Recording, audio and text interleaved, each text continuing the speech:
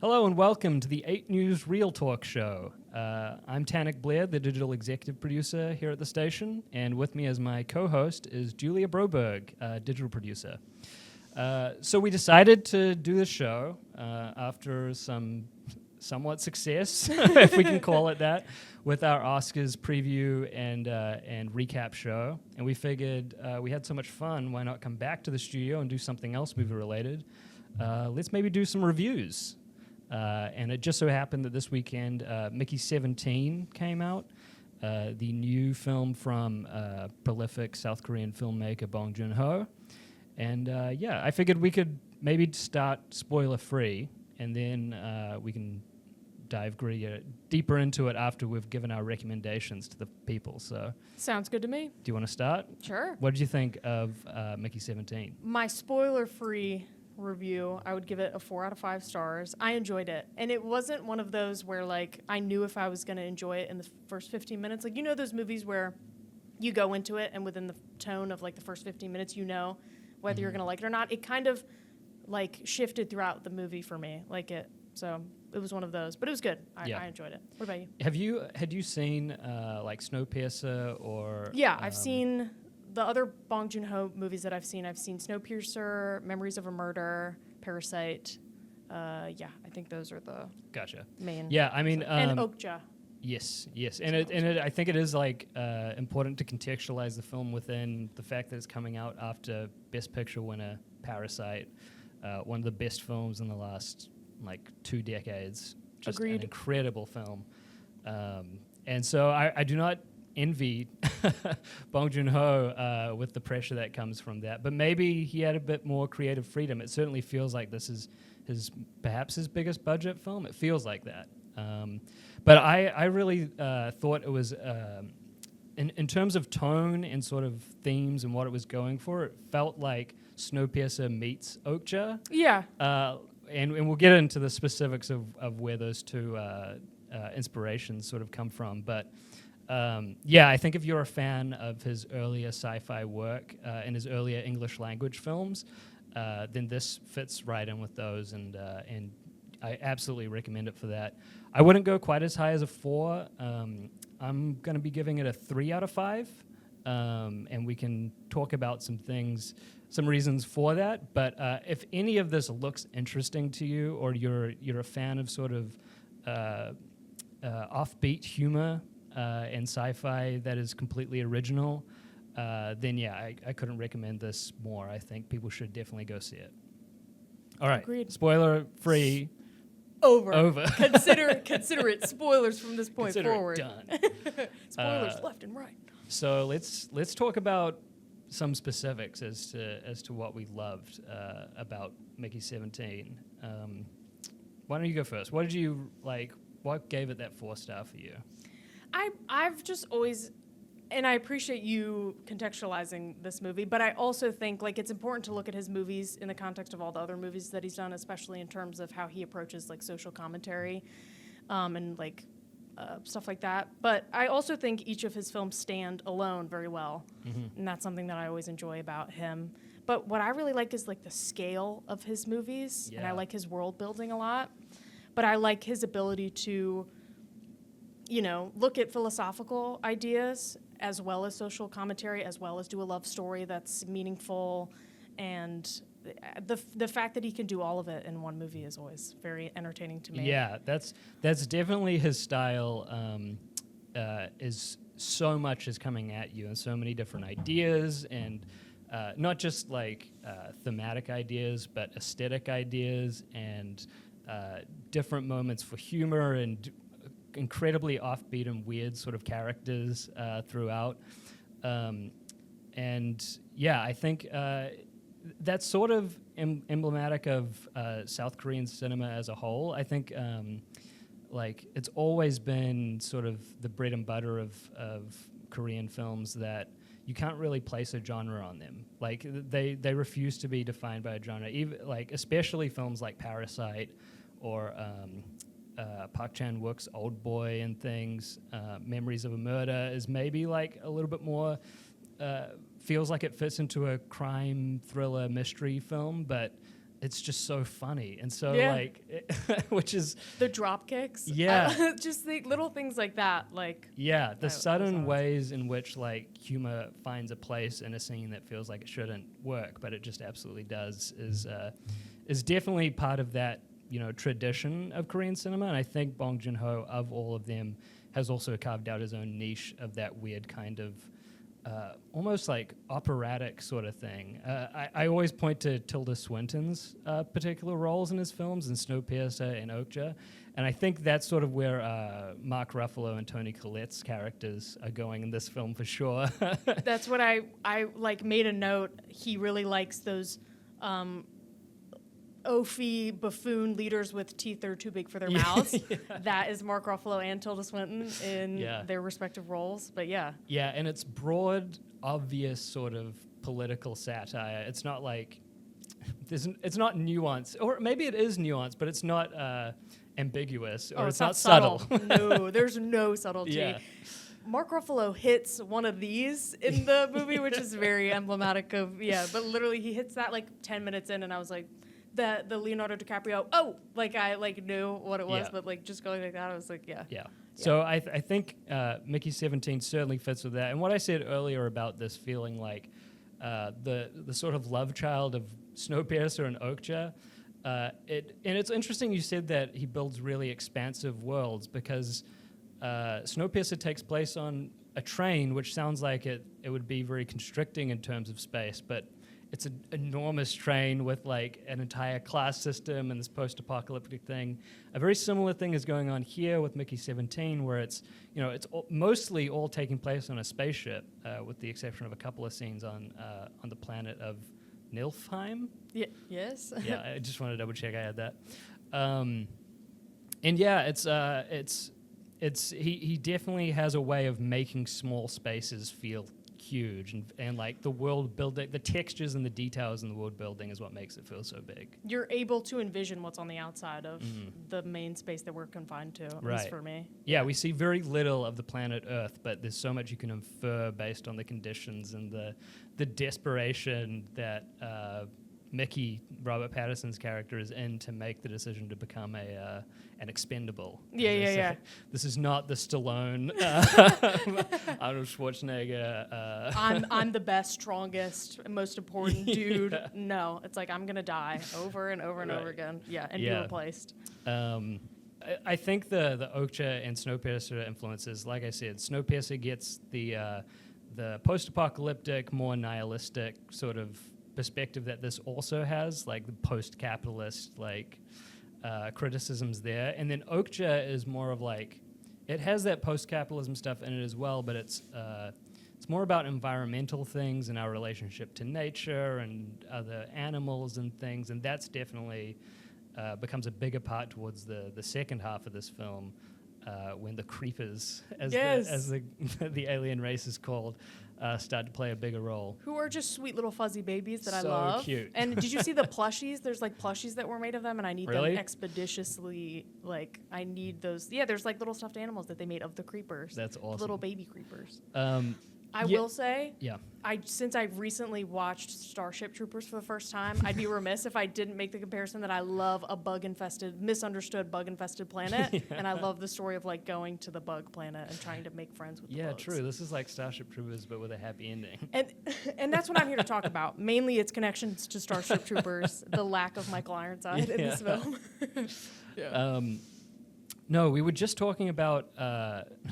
You were mentioned earlier, Live, Die, Repeat, and that made me, no, you didn't. Oh, yes. I thought you were, that was a movie. I was like, that's I've never where seen Live, Die, I Repeat. lost my train of thought, because it made me think of the movie Live, Die, Repeat, or as it's also known, Tomorrow, what is it called? We're going to cut this all out. We'll cut this out as well. That should be our like phrase in this, like, we're going to cut this out. I guess in the US it was only... Oh no, Edge of Tomorrow. Oh. Yeah, was that what it's called in the Tom US? Cruise? Yeah, the Tom Cruise one. Is that? Edge I of can't Tomorrow. remember if they changed the name for US, like New Zealand. Because I was know in it New is Zealand Edge when of this came Tomorrow. out. Okay, Edge of Tomorrow. But Live, Die, Repeat. An alternate title for that movie was Live, Die, Repeat. Okay. And that there's sort of that is one of the things that one of the the focuses of the film, I guess, getting a little bit into the plot as to what Mickey is as an expendable, is he dies and they clone him, and the system is supposed to only work because there's never any multiples. There's never more than one of them at a time, so it's basically like respawning in video games. Yeah. And that's what made me, when I was watching, I was like, oh, it's sort of like the Edge of Tomorrow thing. And one thing, if I have like a couple of small critiques, one of them would be that I don't think it dives deep as I want it to into some of the like questions it brings up. I find that to be the most compelling part of the movie, and I think the first half is stronger because of it. Is Mickey's, this incredibly, to say it generously, ethically questionable or morally gray sort of area as to what his existence has become. I find that really, really fascinating, and I think, like, unfortunately, like a few other things in this film, it's one of those ideas that is brought up, examined maybe a little bit, and then forgotten about by the second half, until the very end, when there's the destruction of the cloning machine. The printer, they the call printer, it. yeah. Like it's a 3D printer or something. Yeah. See, I kind of liked that it wasn't. That's something I liked about it, is that it wasn't fully fleshed out. So I think that's where we differ. Because I think it's part of why the movie's endearing in a certain way, is that they're treating this amazing technology as, like, you watch him slide out of that printer, they're like, oh, get the table, as he's like falling 100%. Out of the printer. That is where some of the best comedy of the film comes from. And I love, one of my favorite things about it is the portrayal of the scientists, that they really value, like, discovery over human life in a lot of circumstances. And when he's, like, still alive and they're like, oh, he's still alive, and he's like, it's fine, and they just dump him into the incinerator anyway. Yeah, they're playing the coin game. Yeah. Like as his memories are being, like, downloaded. I love it. That is a great scene. Yeah, I agree. I think the ambivalence that people or the characters have to this, like, world-shattering, like, ethical dilemma is really, really great. I agree with that. But it hints at something. It does hint at something as well, where people repeatedly ask him, what's it like to die?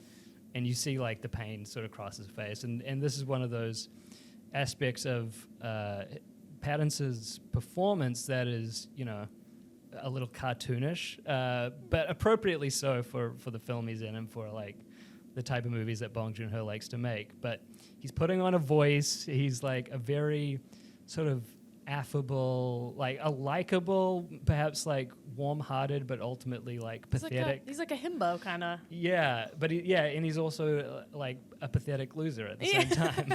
Like, you don't end up being an expendable apparently without being a loser, being a loser. a bit. And it sort of makes him the perfect rube for the machinations of the capitalist stuff that is going on in the movie. He's the perfect person for people to just roll over and become Timo. Yeah, and the whole Timo storyline. Right. Yeah, to be, like, victimized by the system because he's so, like, he doesn't stand up for himself in any way and just lets people run over him, sort of thing.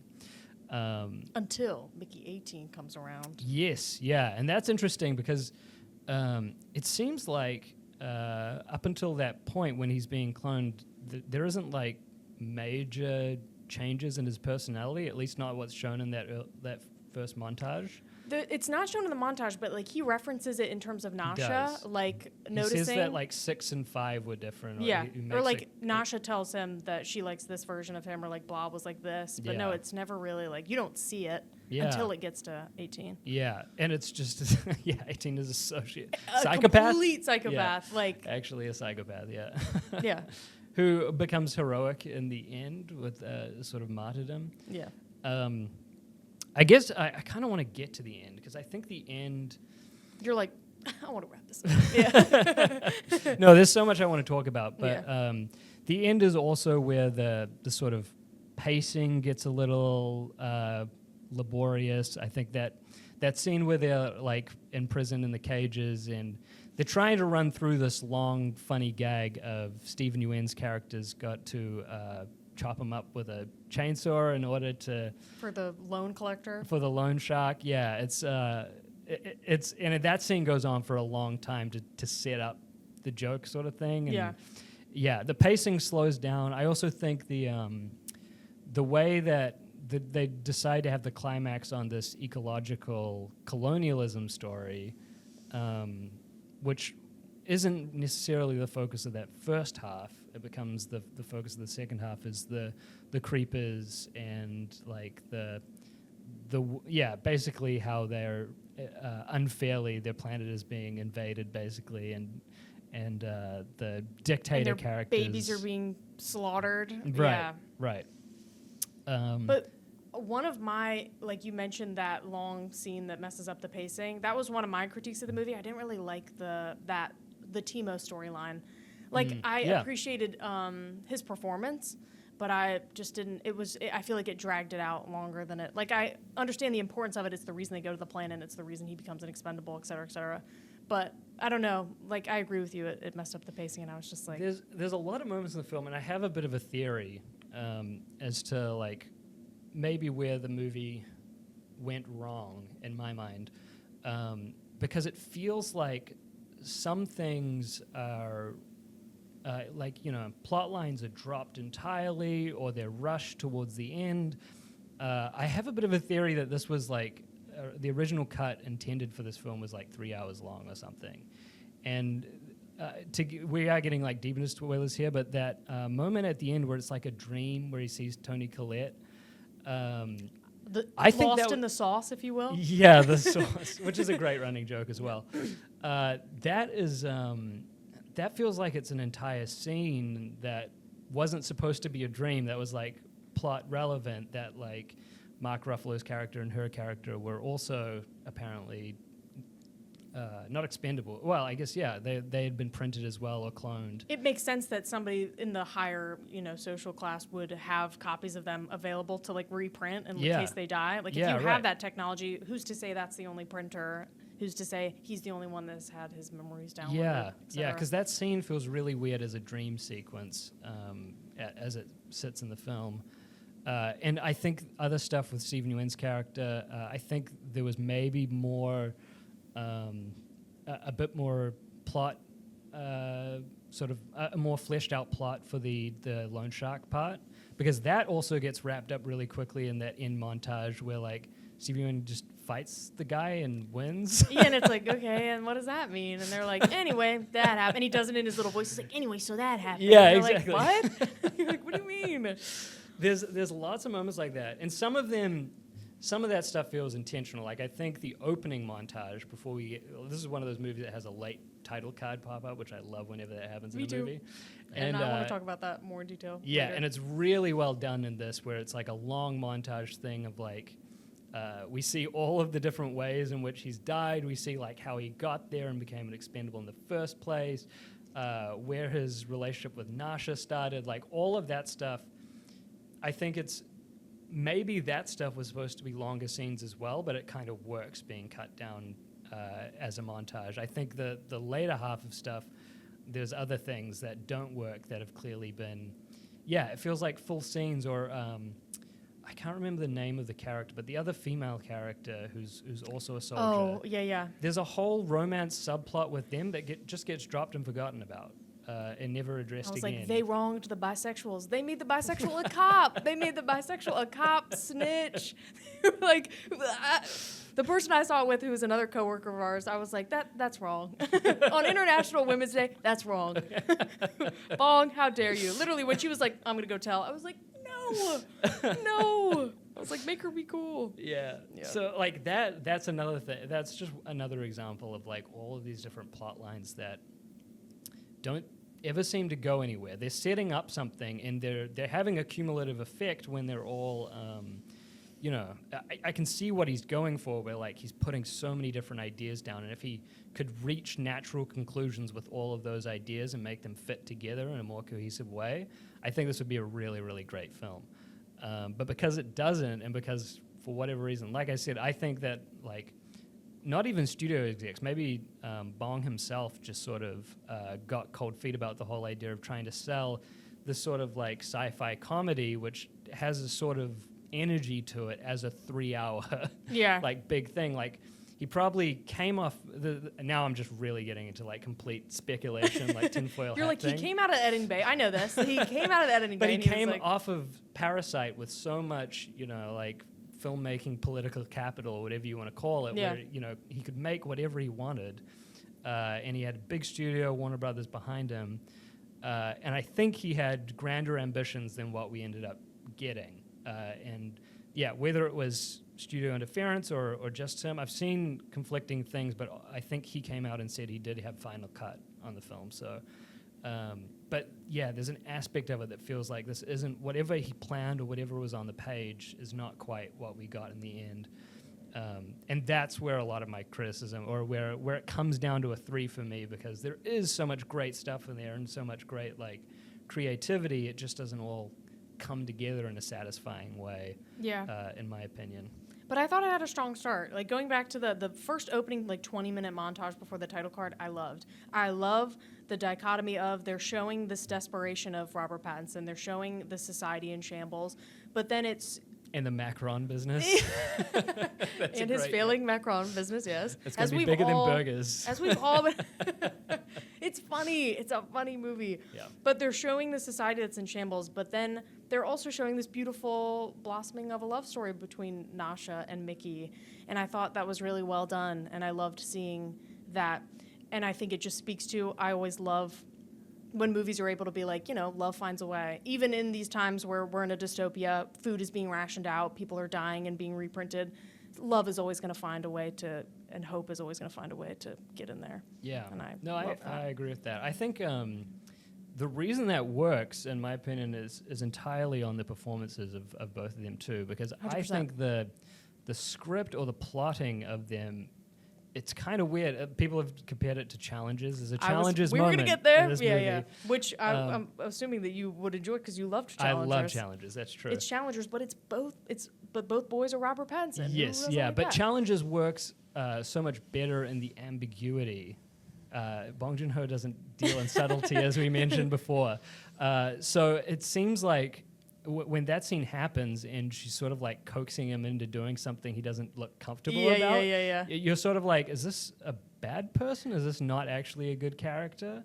And it does, like, clearly more happens in the plot and she proves herself to really love him, and we see like more context to that. But yeah, it's a confusing moment that I'm not entirely sure what Bong's going for with the character there, and like it doesn't read to me as depth or complications with the character. It just reads as like, oh, this scene was really fun. This was a funny idea. Yeah. And we're going to have her do this, even though it goes against what her character, who seems more sensitive and compassionate in other parts of the movie, would actually be like. Yeah, it goes from that to like her holding him in the tube in the hazmat suit, and I'm like, that's the moment I was and I'm like, that's really sweet. Yeah. Oh, dude, I cried everything, but a couple tears fell down the cheek when she was, because they show the scene at the first half of the movie where he's like, she was always there for me, and she's outside the glass, and she's like, you're dying, but like keep it up. And then they show it more towards the end of the film, and you find out that she went in there with him, and you're like, Yeah.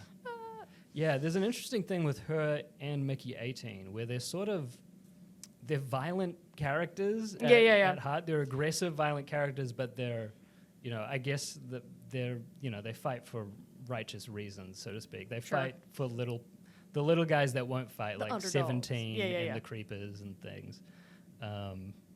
But I think it's and I hate to use, I feel like psychology terms make you sound kind of pretentious, but like the id versus ego thing, where giving into the more primal instincts is probably what she saw in 18, and that was what was appealing to her. Yeah. Because Mickey 17 is such a little loser wimp boy, no offense. But obviously he proves himself at the end, but he is built up to be this little, loser wimp boy. Yeah. And then 18 comes along, complete change of personality. He is a psychopath, but with some feeling there, obviously, for himself. Yeah. Anyway, yeah. I think I also think this might be like Bong Joon-Ho's like weakest ending of any of his movies, because he has some terrific endings, like the ending of Mother, the end of Memories of a Murder, the end of Parasite. Even Snowpiercer and there's some great endings that he like has delivered, and this one feels like not only the rush part, but the very, very end is like weirdly tidy. Remind me what the very, very end is. I saw this literally 24 there we go. hours ago. I mean, that's checkmate. That's my point. Man, oh man, he got me. No, it literally ends with them just blowing up the thing, and then I think there's like 2 close-ups of Mickey 17, and then a close-up of Nasha, and then it ends. I think it's love. The tidiness of it is like that. They still did colonialism, but this was good colonialism, and they're getting along with the creepers. Way. Yeah. They're getting along, and one of the scientists is holding the baby, and it's like, oh, I don't know. And all of the political infighting and factions have just sort of resolved themselves. Like somehow they got through a trial, managed to be like everybody has food now, freed, and then Nasha became king, and then it's a happy ending for everyone. Or queen, yes, queen. Sorry, yes, like queen. Excuse me, pardon me. Yeah, and that feels like it's not like I don't want a happy ending for these characters, because I think I do, but like you're like, you'll never be challengers. I hope you all die in the end. But yeah, it was kind of a shrug ending. You know what I mean? Yeah. For me. I mean, you didn't remember it, so. I don't like this anymore. Cut the cameras. We'll edit Okay, this part out. Yeah, I'll stop. No, you're right. You're correct. We'll cut this part out. Yeah. Also, this is totally like. Yeah, let's go on small tangents now, because awesome, cool. We've said our piece, I think, about the film as a whole. Wilhelm scream, love a Wilhelm scream. Anytime a movie has a Wilhelm scream, I'm like, I'm in. A star is given immediately, because it's just funny, goofy, and it's being able to point it. It makes me feel special, because I can be like, Wilhelm scream. Yeah, and it's fun. The little pigeon guy went under the door, and it was like, ah! And I was like, yay! Yeah. Also, that just to speak about standout scenes, I really liked the dinner scene. Oh my gosh, yeah. The whole way that plays out, like, I'm a sucker for like comedy and manners, or like just weird, awkward interactions, and that is just filled with so many like awkward silences. He's horking down what looks like a raw piece of meat with some sauce on. She's like, "Do you like the sauce?" And I was like, "Where is she going with this sauce thing?" It's really good and really like awkward and weird, and then it just takes that massive turn when he's like choking on the floor, like dying, and they're pumping him with all kinds of different things. Can I give him little Purple Joe? And they're like, yeah, give him Purple Joe. Yeah, and he's like, and it's that perfect embodiment of like the different tones and different genres at play, because at one moment it's funny, and then like it gets very serious and suspenseful when Ruffalo's got the gun to his head, and he's like about to put him out of his misery. And the bisexual cop's like, "What are you doing? We were talking about my uterus 8 minutes ago. What's happening?" Oh, that whole thing. Yeah. Yeah, that's a great scene. And to speak about maybe the weakest scene in the movie, in my opinion, is just the CGI crazy fest at the end. The action set piece at the end, where it's Mark Ruffalo's going to Bazooka, the big one or something. Remind me, what happens at the end? Yeah, like when you say it out loud, you're like, yeah, actually, that really didn't make much sense. Like what the idea was, or like all of these things were set up in a very awkward sort of way. It makes sense in the terms of like he's a dictator, he's trying to make his big moment, and he's under the guidance of this skinhead with a chin piercing. I don't know what is going on there. His butler slash like confidant and public relations manager. But yeah, and then he's advising him to make this like that's the big mama of their species, so you have to like match her. Yeah. Then he's like, yeah, I'll just blow her up. Yeah, I didn't, especially with the whole nerve gas stuff as well. The nerve gas, and they're like, they've got bombs strapped to them, and I don't know. You look so satisfied that you're convincing me that it was a bad ending, because I'm like, yeah, and you're like, yeah, wasn't it a bad ending? Yeah. And I'm like, yeah, when you think about it. You're trying to get that star knocked down. I won't join you. Love wins. No, I think it's easier to outline the negatives of a film than it is to sing the praises of one, because you can only say, like, point out so many things like, this was great, this was great, this was great. Yeah, like keep pointing it out. It is filled with so many like little creative details and so many like little performance stuff. He has a Jimmy Kimmel style talk show that he's also like a preacher at, where he's also dressed like Elvis Presley. Like, it just like. And Mark Ruffalo does great. Mark Ruffalo does a great job. Tony Collette, they're disgusting. Everyone's like as intended. every single actor is delivering on this very like niche sort of style that Bong Joon-Ho has, and it fits. Yeah, everyone's just doing an incredible job. It is really, really excellent. I think the failings come down to, whatever happened in the editing, or maybe it really was just in its conception. They were just like, it was a messy thing to begin with, and Bong Joon-Ho just couldn't sort of rally it all in the way he's been able to with other films. So, Can I say one more tangent and then we can leave? yeah, please do. Again, I heard rumblings. I don't know if this is true, but I think I read it in an interview somewhere that Robert Pattinson, originally his idea for the voice was like a Steve-O, Johnny Knoxville impression type deal, and I would have loved to see that version of him basically doing a Steve-O impression and being like... He's really good at voices. He also... Boy and the Heron. Boy and the Heron, I was going to say, yeah. Was awesome. Did you see Boy and the Heron? Yeah, I did. So good. Yeah. We'll talk about that. This will just be the Robert Pattinson review show. Yeah. And then we we'll have to him decide. Are we going to just talk about recent releases, or are we going to do some... We can do whatever we want. This is real talk. This is real talk with Tate I would love and to Julia. spend every episode just talking about To Live and Die in LA. Yeah, I know you would. Yeah, and I knew that was coming. And I asked him not to speak about it. No, I'm just kidding. But no. Yeah, I'd have to watch it, and then we could talk about it. Okay. William Peterson. 4 stars, 3 stars. Both of us, if we were Siskel and Ebert, would give it a thumbs up. Go see it. Go see it. That's Mickey 17. If you have any suggestions for us, please feel free to comment, reach out, contact us on our website. There's an email, news@wric.com. Feel free to or reach out to either of us personally on our pages on the 8 News website. All right, that's it from us. Have a great rest of your day, folks.